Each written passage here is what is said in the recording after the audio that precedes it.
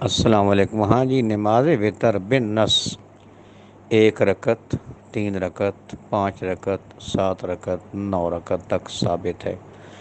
دلیل تو اس سے زیادہ بھی مل جاتی ہے، یعنی یہ تو ثابت ہے نا آپ علیہ السلام سے، یہ تعداد ہو گئی۔ اب درمیان میں تشہد بیٹھنا، جب اب 7 اور 9 رکعتیں پڑھیں گے تو 6 اور 8 رکعتوں کے بعد درمیانہ تشہد بیٹھیں گے۔ جب 3 یا 5 پڑھیں گے یا 1 پڑھیں گے تو لگاتار، ایک کا تو ایشو ہی نہیں نا، 3 اور 5 لگاتار رکعتیں پڑھیں گے، تشہد نہیں ہوگا۔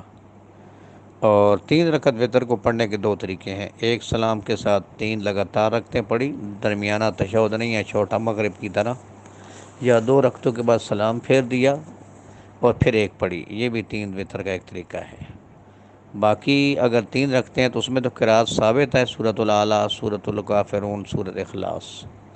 جہاں تک قنوت وتر کا ایشو ہے تو وہ انشاءاللہ راجح مسئلہ یہی ہے کہ وہ رکوع سے پہلے ہے، اللہم اہدنی فیمن ہدیت، یہ اس کے دلائل موجود ہیں انشاءاللہ کہ رکوع سے پہلے ہے، اور ہاتھ باندھ کر کرنی، ہاتھ اٹھانے کی کوئی خاص دلیل نہیں ہے، ہاتھ اٹھانے کی کوئی خاص دلیل نہیں ہے۔